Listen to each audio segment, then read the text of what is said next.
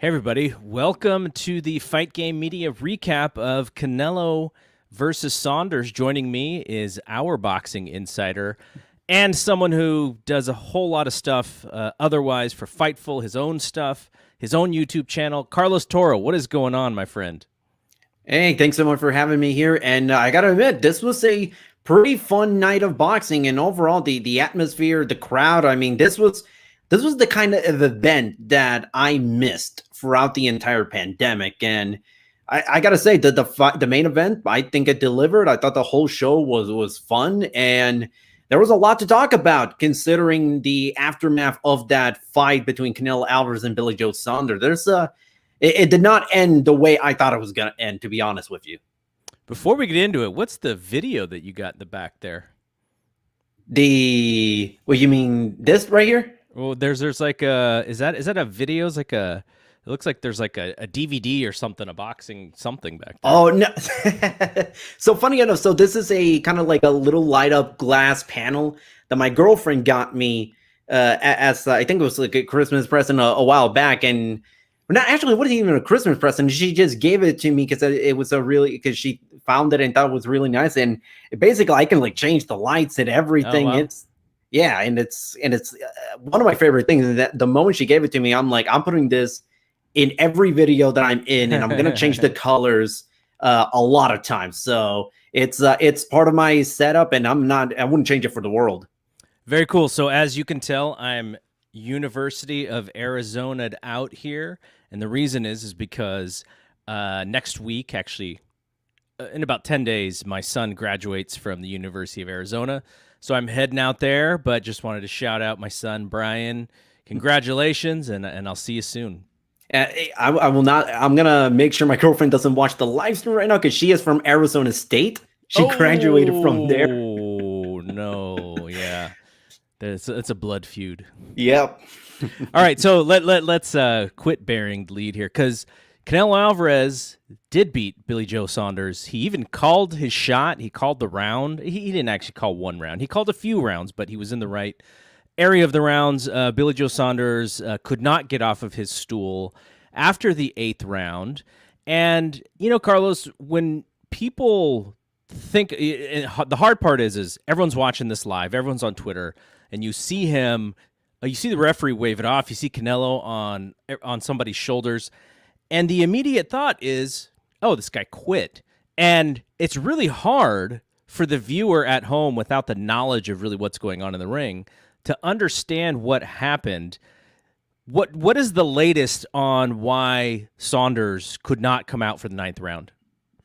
So for anyone that still didn't quite understand the ending of it all, Saunders had his right eye was pretty much swollen shut, and that was thanks to a big right uppercut that Canelo landed in the 8th round. Like the moment he landed it, his eye got really bad. It's completely battered, all black and blue, and they are taking Saunders right now to a hospital. And the suspected injury that he suffered, and we've seen this a lot of times in boxing, is a broken orbital bone.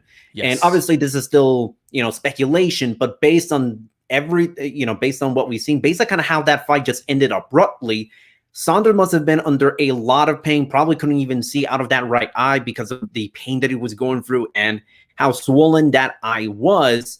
It's hard not to get to the conclusion that it possibly is a broken orbital bone. We've seen a lot, plenty of fighters throughout the years suffer through that kind of injury. Kell Brook, another UK fighter, actually went through 2 different broken orbital bones, one at the hands of Gennady Golovkin and one at the hands of Errol Spence Jr. So, I mean, it's a pretty rough injury. And if that's the case, Saunders is going to be out for quite a long time, maybe the rest of the year, depending on the severity out of it. But I wouldn't say it's a career ender. But Saunders definitely is going to be out for a while, and I would suspect it is a broken orbital bone. So leading up to this point of the fight, the timing of it was so funny because we had gone through the first about the first 4 rounds, and it was very sort of Canelo paced. Everyone thought, this is exactly what we thought it was going to be. And then come rounds 5 and 6, Billie Joe Saunders starts to do a little bit more of Billie Joe Saunders kind of stuff. I don't know why he waited. Maybe it was sort of a feeling out. Maybe he sensed Canelo was getting a little tired or something, but he started doing more so his kind of fight. He'd drop his hands, he'd throw his face out there, but it was all to kind of frustrate Canelo's timing, because Canelo was very sort of stalking him, walking him down, throwing a certain punch, trying to hit a power shot, and basically also walking through everything Billie Joe had thrown at him. So they changed it up a little bit. They started to have some success. Rounds 5 and 6, I thought personally, I know you gave Saunders the first round. I thought 5 and 6 were Saunders' best rounds. And you could even say that there was a small change in the tide of the fight. I don't think anybody thought Canelo was in any sort of trouble whatsoever. But if you were on that broadcast and you want to sell that Billie Joe Saunders is actually being effective, those are the rounds that you point to. So leading up to this moment in the 8th round, the Carl Froch, who was on the broadcast, it was great to hear his voice. I missed that guy. And he gave his scorecard. I think he had Canelo up by 2 rounds. And then Chris Mannix, who's also on the broadcast with Sergio Moro. They even brought Roy Jones Jr. back, which was cool to see. Chris Mannix had the fight the other way. I believe he had Saunders up 3 rounds. I think it was like 1 or 2 rounds after, like 1 or 2 rounds heading into the 8th. Okay, that's okay. So right at that moment is when Canelo lands a punch. I don't know if it was the orbital bone punch, but he lands a punch, and I was like, oh, thank God. Chris Mannix's scorecard is so terrible. It's almost like Canelo heard him. And then Canelo starts to put the pressure on. They almost no-sell the first punch because they're still trying to get their scorecards out, and they're still trying to say what's going on. And then finally, they shut up. They talk about what's going on, and Canelo ends up dominating that round. It's a left uppercut to as Saunders is kind of ducking into it. So not only do you have the pressure of the uppercut coming up, but you also have Billie Joe dropping his head very quickly. So it's almost like this perfect moment in the punch landing. And it was immediately you could see the eye swell up, and it has that bruising, and I'm assuming that's why you're thinking orbital bone. And so that is clearly something going on. And Canelo in the post-fight says that the second that he landed that shot, he knew the fight was over. He said when he went back to his corner, he told his corner, the fight's over. He's not getting up because I broke his cheek. So that was, that's the punch of the night. But when you saw that, knowing everything that you know, did you think Saunders was coming back out? Because I sure did. I was like, oh man, now Canelo's probably gonna have his way, because you could tell Saunders was shaken up. But I've seen, I don't watch as much boxing today as you do, obviously, but I've seen so much boxing. I just thought, okay, he's got to settle back a little bit. He's probably gonna lose this fight, but he's the type of fighter who I expected to kind of get back in there. So I fully don't believe that this is his call. This is his corner's call on sitting him down and saying, hey man, live to fight another day. You still got a career here. Like, we don't have to put it all on the line tonight. But did you sense that there was anything going on going back into that corner? Because when he didn't come out, I was shocked. So sort of that 60-second period in between rounds, I thought Saunders was in a bit of a trouble, but I thought he was going to come out. But the moment Canelo got up and he was celebrating and was popping off to the crowd, and there was no kind of indication of like the little 5-10 second little reminder, hey, gotta get up, fight, round 9's about to start. And I didn't quite hear that. And it looked like the referee was coming on to Saunders' corner to really check up on him. But usually when that happens, it's usually at the start of the round. They ring the bell, but then they put the fighter up to the side to try to get the ringside physician to look at things. And so the moment the referee never started, letting them know, hey, round 9's about to start, that's when I kind of start to imagine, okay, something's a little off.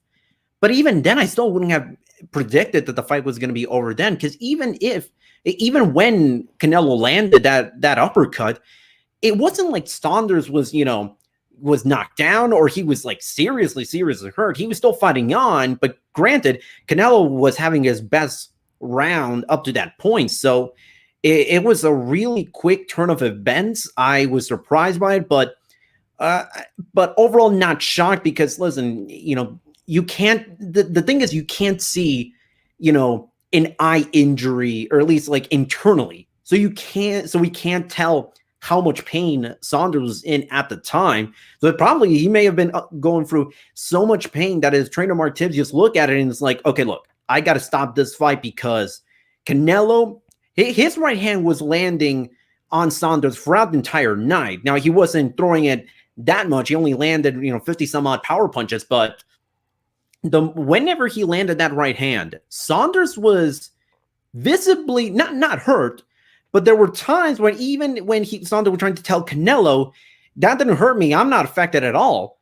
But his body was telling a different story. He was moving to Canelo's left a lot and trying to avoid that right hand. And Canelo he was doing also a lot of foot feints. He was also trying to kind of catch Saunders off guard. And there were times where Saunders fell into Canelo's trap and ate a big right hand. So right now it was a great game plan from Canelo Alvarez. And I think this was the type of fight that he needed because, I mean, not to disrespect guys like Callum Smith and Avni Yildirim, but Saunders was a different type of boxer that stylistically, Canelo hasn't really faced a whole lot, not since Erislandy Lara or Floyd Mayweather. I mean, he was fighting guys like Golovkin and Callum Smith and all those guys, but they weren't exactly the slick punchers and slick boxers that Saunders was. I didn't think Saunders was going to beat Canelo, but he was going to give Canelo a little bit of trouble, especially in the first half of the fight.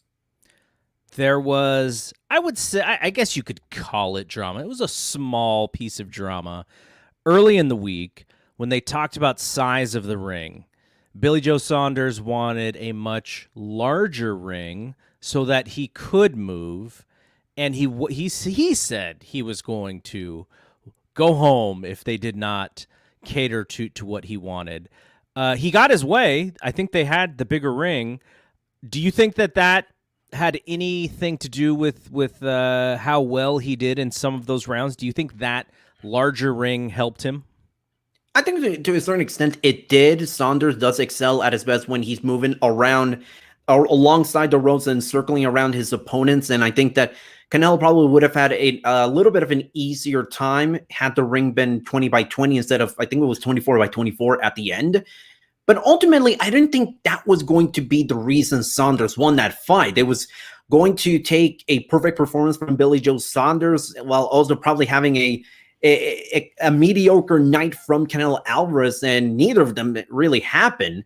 So I thought that would have given Saunders a little bit of a leeway to work in the first half of the fight, but eventually Canelo Alvarez has now gotten to the point where he's able to decipher what his opponents are doing and formulate alongside with Eddie Reynoso the perfect game plan to stop those kinds of opponents. I mean, we saw it in the Callum Smith fight. Early on, Callum Smith wasn't throwing a lot of punches, but he wanted to try to use the jab and use his length advantage to beat Canelo. And Canelo and Eddie Reynoso, early in the fight, they were like, all right, we're going to literally take his arms out and just punch his forearms to the point where Callum Smith can't throw anything.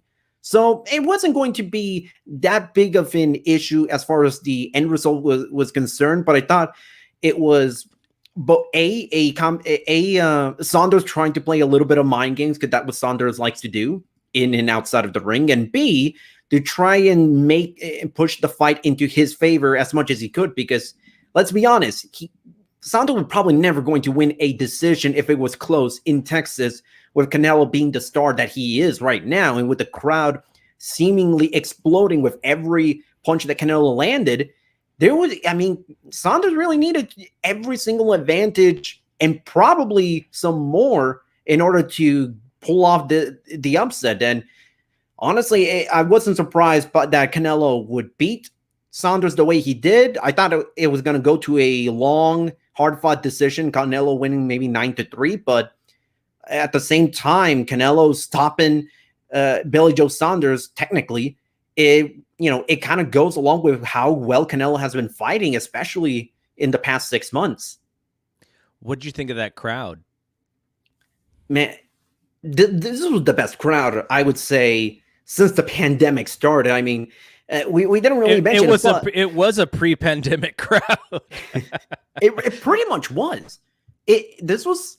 I know there have been times where during the pandemic, especially when we had big events like Errol Spence fighting in last year against Danny Garcia in Texas. I think it was also at AT&T Stadium. I can't remember it off the top of my head. There were times where we just kind of looked at it and thought, this is the closest we've ever been to boxing pre-pandemic. Yeah. This is literally pre-pandemic boxing. There was nothing about it. And technically, this was even more because this fight broke the record for the largest crowd for an indoor boxing event in U.S. history.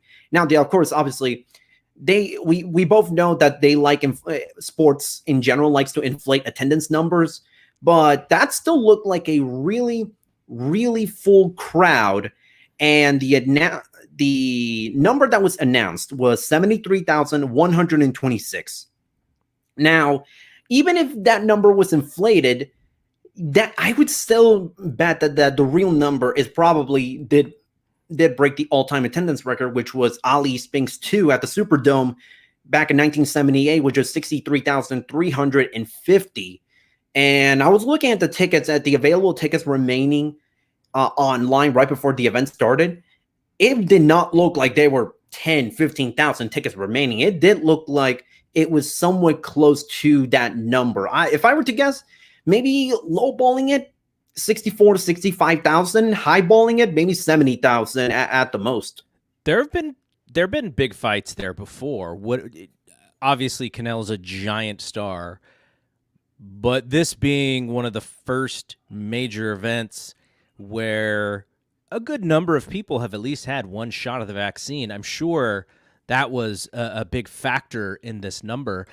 I was apprehensive watching the people in the crowd. I think we are kind of conditioned to feel that way, and I don't know when we're going to stop feeling that way, right? Because this thing is not over. Even if we are at least in the U.S., we're probably in pretty decent shape now. But that, Manny Pacquiao's fought at Texas Stadium, right? And he did not do 70,000. I think they only did like 40 or 50. Yeah, something like that. Is it Canelo? Was it the pandemic? What is it? Because if it's Canelo's maybe even a bigger star in this whole sports environment than we even realize. It's a combination of Canelo's really gotten to be a bigger star than we probably could have predicted Canelo being during the pandemic. It also helps that Canelo has been active and fighting in either events that are big or against quality opposition. Callum Smith was a great fighter, arguably the best super middleweight in the world at the time before he fought Canelo Alvarez. Avni Yildirim, obviously overmatched, but the whole event was spectacular over there in Miami. It was, it almost felt like it was kind of felt like it was like a WrestleMania type of event, at least as far as the atmosphere is concerned. And you also got to remember, I mean, a lot of these people, they are salivating and chomping at the bit for these types of events to just get to that point where we were before the pandemic. So I do have to admit, I was skeptical over how much of a bigger star Canelo could be with the, during the pandemic and during an era where he's not on television promoting fights as often as he did when he was in HBO. And also the fact that the Zone is still a platform that's online only, and not everyone is able to get it. And it also doesn't help. It also helps the fact that this was technically the Cinco de Mayo weekend boxing super show that are always huge events. I know some people might consider the Andrew Reid, Chris Riola to be the event that filled that role because it took place last week. But I think that Canelo, in spite of a lot of things, has really emerged. He's been the best. He has been the best, the biggest star boxing has had since Floyd Mayweather retired, bar none. And I think that he's actually gotten bigger, which did surprise me a little bit because of everything that seemingly would work against a guy that is, he's not a Conor McGregor type of personality. He's not. He's very the opposite. Yeah, it's almost, he's almost like Jeter-like, like Derek Jeter-like in the way he conducts his business and handles everything. And again, the Zone being an online platform has kind of a limited ceiling, or at least a limited floor as far as the exposure you can get. Canelo obviously has surpassed that, and with where he could potentially fight next, that could be something that could even elevate him even more. All right, we'll get to that in a second. I wanted to throw Scott's comment in here. Tyson Fury is at this event. He's dressed like Tyson Fury. Tyson Fury and Anthony Joshua is the next big fight that's sort of out there to, break box office records or whatever. Do you consider Tyson Fury to be a big draw? I think, obviously, we're talking. It's interesting because Canelo is a giant U.S. draw, and Tyson Fury and Anthony Joshua are on the international side. That's where they make a lot of their money. How would you consider Tyson Fury, and then we'll throw Joshua in there as well, as draws for boxing, as stars in the boxing world? Overall, I mean, Tyson Fury is up there as, after Canelo, one of the biggest stars in boxing. You can throw Anthony Joshua in there as well. I mean, when you look at when Tyson Fury is in a big fight, and we saw it twice with Deontay Wilder, it becomes a huge deal, especially in the United States, which I don't think that many people would have expected, considering, when he was fighting, in Las Vegas before the first Deontay Wilder fight, or I think it was before the second Deontay Wilder fight, the attendance numbers for those shows, they were not exactly great. They were not. And it got to, and I think Tyson Fury, the kind of star that could be a very big deal, but it also depends on the opponent. I mean, no one's going to be that excited. Tyson Fury is fighting random, unknown, unbeaten European heavyweight prospect. No one's going to be excited for that, but it becomes a big deal, maybe almost mainstream, when he fights a Deontay Wilder type of fight. And with Anthony Joshua, obviously when he came into the US, it was the first big fight of this supposed megastar from the UK fighting at Madison Square Garden. And credit to Eddie Hearn, who did a tremendous job promoting that event when he was fighting Andy Ruiz the first time at Madison Square Garden. So I think a lot of it does depend on the circumstances. And I think with Canelo, he's the guy that will attract a massive crowd, regardless of who the opponent is, regardless of the circumstances. Every fighter in boxing, aside from Canelo, needs something going his or her way, for their fight to be a huge deal. Canelo's the only fighter right now who doesn't need anything going his way too much for it to be a big deal. He was fighting Avni Yildirim, who no one probably had in their top 25 at 168, and that was still a huge event, and a lot of people were excited to watch. Not necessarily the fight, but to tune into the whole event and spectacle of it all. And by the way, just for people who are actually listening to this on our Patreon, we're live streaming this, so I showed Scott Young's comment. His comment was that Canelo and Tyson Fury are the last straws in boxing right now. So that's what raised the conversation for Carlos and I.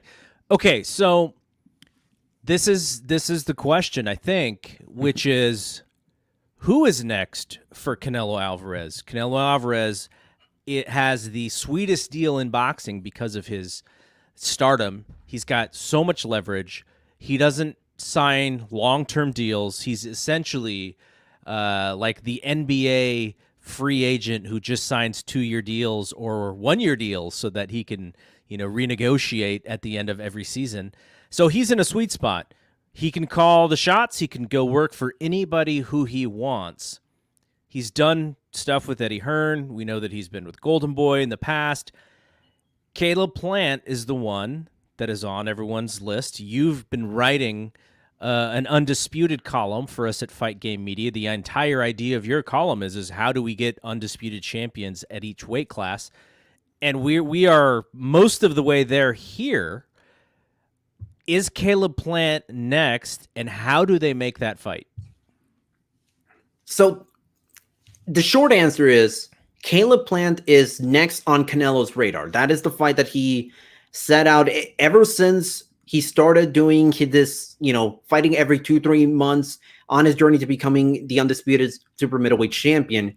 The end goal was always Caleb Plant, because fighting guys like Cam Smith and Billie Joe Saunders in a row was going to be easy, because it was a natural thing for Canelo to be working with Eddie Hearn, given that even when Canelo was with Golden Boy, Eddie Hearn still had a lot of presence, because some of the opponents that Canelo was facing during his DAZN deal were guys that Eddie Hearn promoted. Danny Jacobs, Rocky Fielding, to name a couple of guys.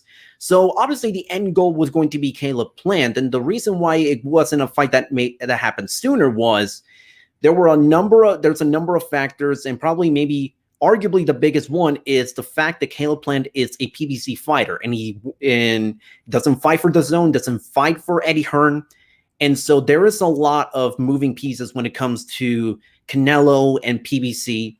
I'm sure PBC would love to lock in Canelo Alvarez to a long-term deal, like 3, 4, 5 fights, because the PBC definitely does have the roster to give Canelo 3, 4, 5 opponents that allows him through, end of 2022, midway through 2023, but Canelo doesn't want that. So it really is going to depend on how much PBC is willing to work for Canelo Alvarez, in the sense that, all right, we'll give you the Caleb Plant, and after that fight, regardless of what happens, we'll see what happens next. Because I think a lot of it also depends on what does Canelo Alvarez want if he beats Caleb Plant. If that fight gets made, and Canelo beats Caleb Plant, he becomes undisputed at 168.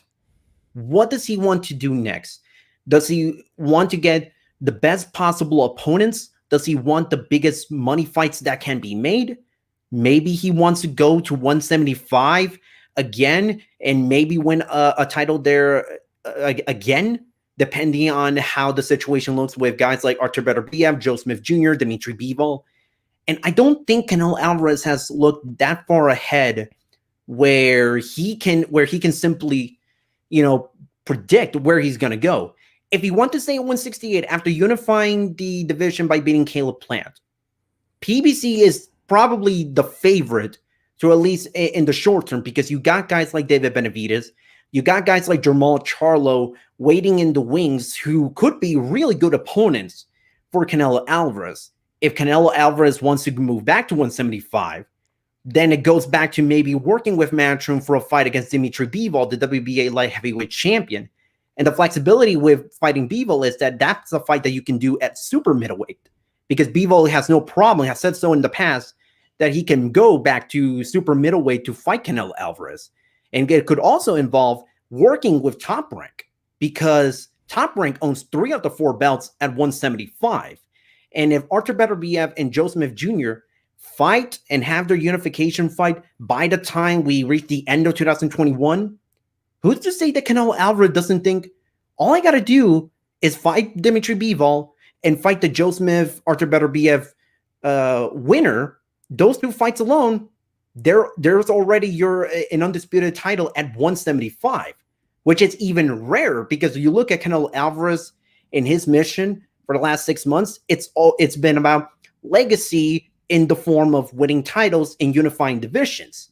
So depending on how things go, you could see Canelo Alvarez sticking to 168 for fights against some really good PBC fighters. Maybe he does revisit that third Gennady Golovkin fight after he unifies the division, or he could go to 175, which is still somewhat unlikely, but the possibility is still there if he wants it. So they dangled that one out there. I don't know if it was yesterday or the day before. Triple G. That's the whole reason that DAZN paid Triple G what they paid him was to make that fight with Canelo, and maybe caused a little bit of a conflict there, because Canelo, was sort of felt like he was maybe pushed into a fight that he wanted to have, to be the one to make or not. And so we are very much looking forward if we're saying that he's, clearly beating Caleb Plant to set up a whatever. He's still got to fight that fight. I think there's an aspect to it if you're Canelo to where if they want you to sign a long-term deal, like you said, I think that would be the goal. But if you're Canelo and you say, I'm not in, but we promote this giant fight, which is a bigger fight than they can do without Canelo, they'll make a ton of money. It'll raise Caleb Plant's boxing Q score, in a sense, just by being there. And then at some point, maybe the belts aren't undisputed anymore and Caleb Plant can kind of go back and do his thing. But I still think the leverage is with Canelo in that situation because he's going to be able to make those guys a lot of money and they'll be able to do a pay-per-view that is probably 2 or 3 times, maybe even more than that, more than they could do without him. So I think he's got the leverage there to still continue to call his shots because I do think after he's done with this undisputed thing, I still think the biggest fight after that is the third fight with Triple G. And Canelo has played this so smartly because, as we've seen with our own eyes, Triple G is not the same Triple G as he was a few years ago. And so if he wants that clear-cut win, again, not looking past that because this is boxing, but the timing of that third Triple G fight is super interesting because there was, there a lot of people thought that he lost one or even both of those fights. And so for him to win that fight definitively, Triple G is at that stage of his career where you're like, Canelo probably has him kind of right where he wants him. But do you see that third Canelo or Canelo Triple G fight as sort of the big prize out of all of this, whatever comes out of the undisputed championship? As far as money fights are concerned, this is still the biggest money fight possible because Gennady Golovkin is still one of the biggest stars in boxing. And you're right to in a lot of points that you mentioned. Gennady Golovkin is not the same fighter that we see, that we saw, 6, 7, 8 years ago. And you saw that in the Sergey Derevyanchenko fight where Golovkin looked maybe more human in that fight than he ever did in the 24 rounds he had against Canelo Alvarez. And Gennady is old, he's been through a lot of tough fights throughout the years, especially in that run where he was fighting Danny Jacobs and then Canelo Alvarez twice. It was not an easy, those are fights that will age a fighter. Yes. Much more so, especially considering the fact that Gennady is in his 30s, well into his 30s. So I can see Canelo Alvarez looking at that fight, and even he mentioned it this week that he is, he would be open to that fight after saying for quite a while that he's done with the third Triple G fight, and he's been playing it, as you just said, he's been playing it very smartly. He knows how to push a lot of buttons and get the most attention, and he's really mastered both the entertainment aspect of boxing and the business side of boxing. And right now, I can totally see, Canelo Alvarez leveraging his way back to the zone to get a third Triple G fight happen. It depends a lot on how he feels after the fight against Caleb Plant, win or lose. He has mentioned in the past that if the opportunity to fight in December is there, he would be open to taking it. I'm not sure fighting Golovkin as your fourth fight of 2021 would make a lot of sense. I think for that fight, he could maybe take like an Avni Yildirim type of fight in the interim to sort of then set up the third Triple G fight. Because if you remember, when Canelo Alvarez beat Julio Cesar Chavez Jr., the moments immediately after the fight, they had this huge pre-planned video vignette announcing Canelo Triple G won. So I can see a scenario where where he beats Caleb Plant, maybe takes a smaller fight in December, and then have that be sort of the official start to the build to Canelo Gennady Golovkin 3 on Cinco de Mayo weekend 2022. Kind of, you put it in wrestling terms, kind of use that December fight as like the Royal Rumble, like slash build to WrestleMania. And now you got a number. If you put it back in this stadium, you got a number to beat now because you just broke the record, and now you can try to do it again, which is part of the storyline. I did like, though, that Canelo just reminded everybody. He's like, wait, I'm interested in this fight, but only at 168, just to show us a little bit more that he's the guy that's calling the shots, right? Like he I think, you know, what's funny is that Mayweather fight, you know, that was a frustrating fight for him. He was so young. Mayweather put the fight game on him like nobody's business. But I think he learned a lot also from the business savviness of Mayweather in that fight, because he's not as outspoken in that way as Mayweather is. But I see a lot of the same stuff that he does. He does it more quietly and a little bit more with, I guess you could say, respectable manner. I like a lot of things that Floyd did, and I think, you know, a lot of people said negative things about him because he was cocky. But Canelo is confident, leaning towards cocky as well, but I like that he made sure that we all knew that he's still calling the shots in that one. Okay, I have one for you, and we're not going to be here too much longer because I know you've been up all day long. I mean, I can go all night. I know you can, but see, I want to make sure that your girlfriend knows that I'm thinking about you, your health. I'm making sure that you go to bed and you actually sleep. So, okay, I have one other fight that I think I wish this fight could have happened maybe 2 or 3 years ago, but I think it's out there.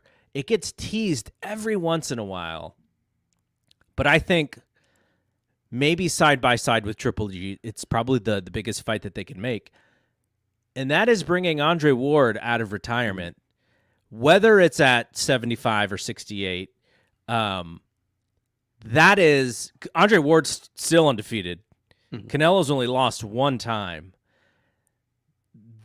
And I think if you're a fight fan, you go, okay, who's maybe the most cerebral boxer out there? Someone who's got great defense and is just so smart and could break down Canelo. Who would that person be? I think smart boxing fans would say somebody who fights like Andre Ward. Now, not everybody has that same skill set. Andre Ward, I don't know how old Andre Ward is now. He's probably in his upper 30s.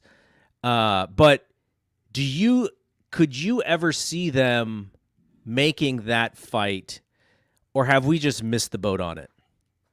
I think ultimately we missed the boat on it. It would have to take, you know, like a Saudi Arabia type of deal where they will throw 50, 60, 70 million dollars at each guy in order to try and make that happen. Like it becomes like too good to pass up type of deal. Right now, I mean, first of all, Andre is also smart. He's not going to come out of retirement straight up to fight Canelo Alvarez. He probably will need a fight to shake off the ring rust and get back into the rhythm of things. So, I mean, if he doesn't do it now, then it probably wouldn't be a good idea to do it ever. And Canelo's already locked in this year on becoming the undisputed super middleweight champion. So, honestly, I thought they missed the boat on that. I thought this was a fight, you know, perfect for 2018, 2019. And hell, when Andre Ward retired, which did kind of caught me off guard a little bit when he did so because of the timing of everything coming out of 2 wins against Sergey Kovalev. I thought that, hell, if he took like a year, 16, 18 months, and then came back to the ring, I still thought Andre Ward would have been the best light heavyweight in the world without question. I think he would have beaten guys like Dmitry Bivol and Artur Beterbiev and Joe Smith Jr. and Alexander Vostok and Adonis Stevenson, who were, you know, either the up and coming guys at 175 or the champions in that division. But I don't know that the time. I think too much time has passed, and I think Canelo Alvarez already has the next 7, 8, 9 months already in his head of what he wants to do and how he wants to go about it. So you are our boxing insider. You do a podcast on the Patreon with Robert Silva every week called Pound for Pound. What are the top? Give me 3 fights that you are looking forward to, that that are already sort of ready, set to go within these next few months? Like you watch boxing every weekend. I know you're watching everything, but what are like the 3 fights that are on your radar? Like, these are the ones I'm looking forward to. So we got on May 22nd, Jose Ramirez versus Josh Taylor for the undisputed junior welterweight titles. It's a phenomenal fight when you got a guy in Jose Ramirez who is a very smart and very strong puncher versus a guy in Josh Taylor who is about as sharp a guy offensively as you can find at 140 pounds. And it's a guy that you cannot take any rounds off, or else you will probably lose that one. I think that's a phenomenal fight at 140. Then you got 154 pounds, the undisputed junior middleweight title between Jermell Charlo and Brian Castano.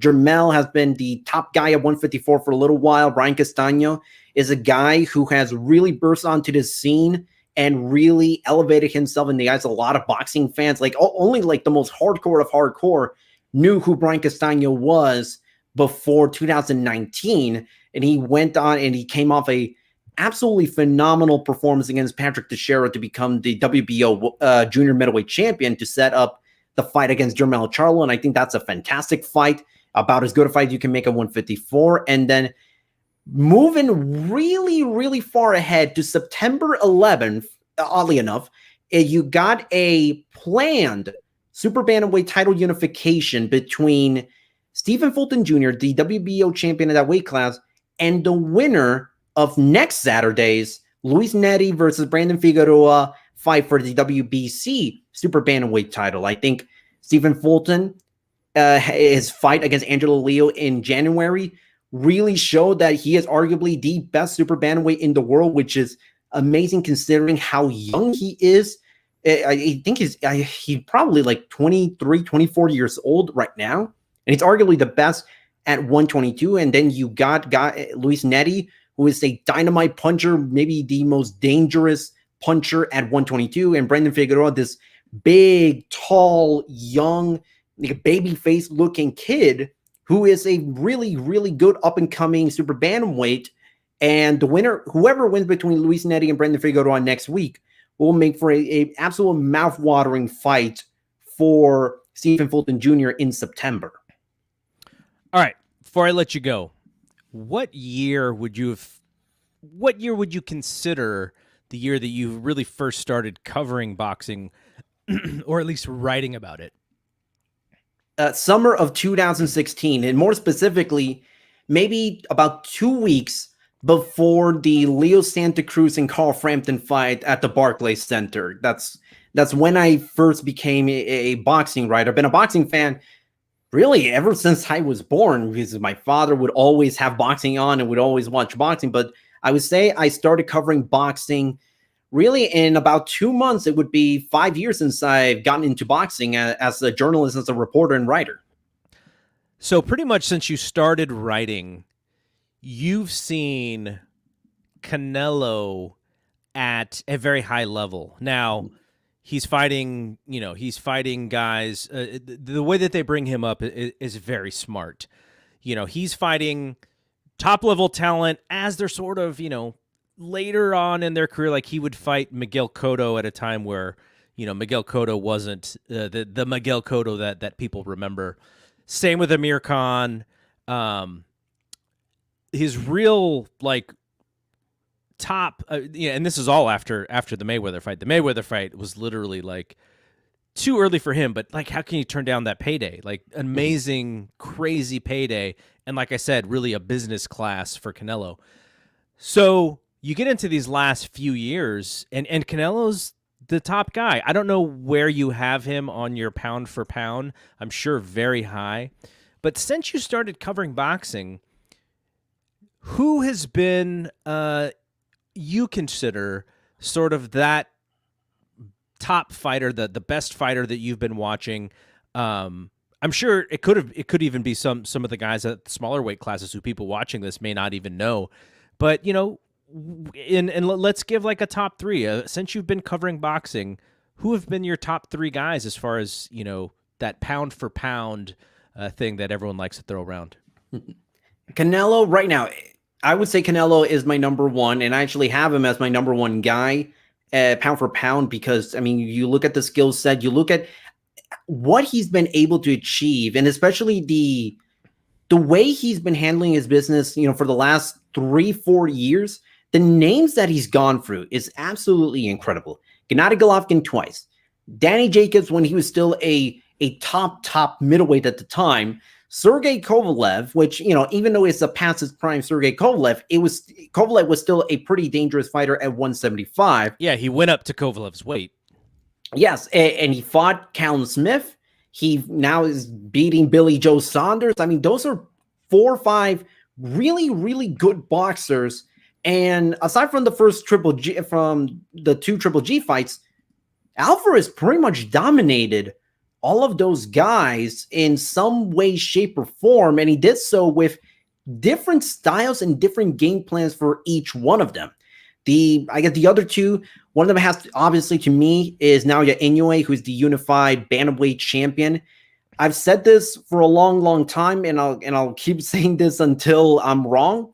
I have never seen a talent, especially in the lower weight classes, come up the way that I've seen Naoya Inoue come up. I mean, I've never seen a boxer who possesses so much power, so beyond his weight class. He is a bantamweight who has the power as if you're fighting a light heavyweight. His run at bantamweight, it's one of the most impressive things I've ever seen in boxing. He was making top 5 guys look like journeymen and knocking them out in 4 or 5 minutes. That's something you never see in boxing, especially nowadays. As far as skill set is concerned, you can argue Inoue is right up there, maybe even above Canelo Alvarez, but I also got to include resume into everything when it comes to these types of things. Canelo, that's what is keeping Canelo at my number 1. And then the third one, it's kind of weird because you see guys like Lomachenko perform tremendously, but obviously he lost to Teofimo Lopez. Then you got guys like Terrence Crawford, who hasn't had great fights at welterweight.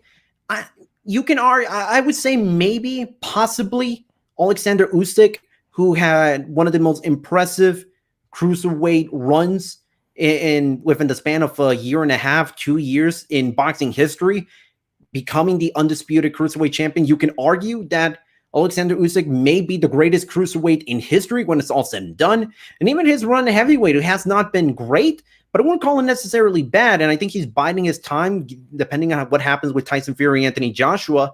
If that fight falls, it's very possible. Even I would go as far as say likely that Usyk gets to fight Anthony Joshua next, because Usyk is the mandatory challenger to Joshua's WBO title. And in that kind of like inner rotation of mandatory challengers, who's going first, who has priority, it's Usyk. Usyk would be the guy to fight Anthony Joshua next as far as sanctioning bodies are concerned. So probably Usyk, because of his run at cruiserweight being so impressive and so, such a joy to watch, is his skill set at 200 pounds. I probably put him as a close number 3 to, behind Inoue and Canelo. All right, so like I said, you can find Carlos on Twitter at Carlos Toro Media, YouTube. Just go search YouTube and same handle. Carlos has got a lot of interviews with boxers.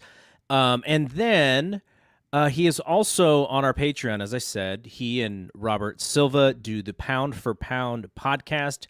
Go to Patreon /Fight Game Media, and you could check that out. Give a little take. Like, what do you and Robert? The funny thing is, like, I always crack up because, I kind of put you guys together with this idea. Robert's a very old school guy.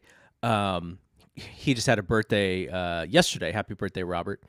And you're a new school guy, but you have an old soul, and he stays in touch with everything new. And so I thought it would be a great mix. And I think it's been really cool that you guys have been able to do this show, but give the listeners or the viewers a little bit of insight into kind of what you guys do.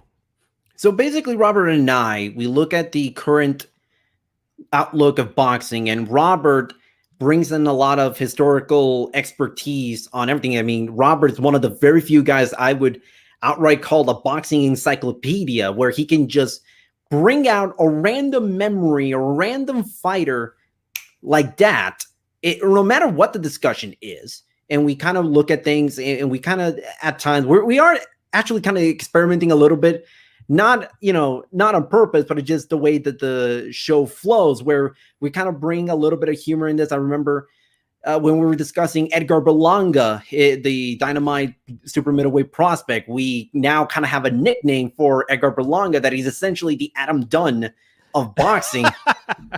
Where, I mean, all he does is just swing for the fences and go for home runs, and he connects, and he's like a 220, 230 average. But we also said at the end of the day, like, hell, if your career ends up being like an Adam Dunn, that's a pretty darn good career. The guy made nine figures as far as contract is concerned. He was multi-time All-Star. So I mean, that's kind of the things that we kind of discussed a little bit. We go on topic with the present stuff in boxing. We just finished technically the audio companion to the Road to Undisputed series, where we would also kind of look at not just the division, but how some of those fighters at the top of each division would fare to some of the greatest fighters from yesteryear in the 20th century. And we, a lot of times, we come to the conclusion that the fighters from the 20th century, that the all-time greats would be this crop's current set of champions. But even still, I think boxing's in a pretty good place as far as the talent is concerned. But Robert and I we like to do, we also do previews and recap of a lot of big fights. And we also discuss, sometimes we go into in-depth with some stuff that, boxing doesn't really discuss a whole lot. And for example, on the US side, not a lot of people talk about, shows from the UK and shows from different sides around the world where there's a ton of great talent. And I think what makes this current generation of boxing so great is that we have the technology and we have the resources to be able to follow boxing in, for example, like in Japan or in Thailand or in the UK with relative ease. So that's kind of what Robert and I do every single week on the Fight Game Media Patreon. And who knows, maybe we'll think of baseball nicknames to a lot of different boxes. Because it's funny, because we were discussing Edgar Berlanga, and then all of a sudden we were talking about like he swings for the fences and how all he does is try to force the knockout. And all of a sudden, in the back of my mind was like, this kid's Adam Dunn. He's literally Adam Dunn. Did Robert bring up Dave Kingman? I don't think so. Not yet. I think Robert was, howling with laughter the first time I mentioned that. I mean, he was laughing for like a good 30, 45 seconds uninterrupted. And this week's show, I have a feeling we're going to do a cold open of Robert just saying, I told you so, I told you so, I told you so, with Canelo stopping Saunders in 8 rounds. Nice. All right. Yeah. Check it out on our Patreon, weekly boxing podcast. There's not many good weekly boxing podcasts, I would say. I think I've started and stopped on more boxing podcasts than I would like to admit. But Carlos and Robert, they have good chemistry. And like I said, you've got the older school and the newer school, and they both know a little bit about each. And also there's obviously a crossover with sports and a crossover with pop culture. So yeah, check it out. So Carlos, thanks a ton for staying up. You're on the East Coast. I'm on the West Coast. A little bit easier for me. But thanks for doing this. And so thanks everyone for watching, for listening. This has been the Fight Game Media recap show for Canelo versus Saunders.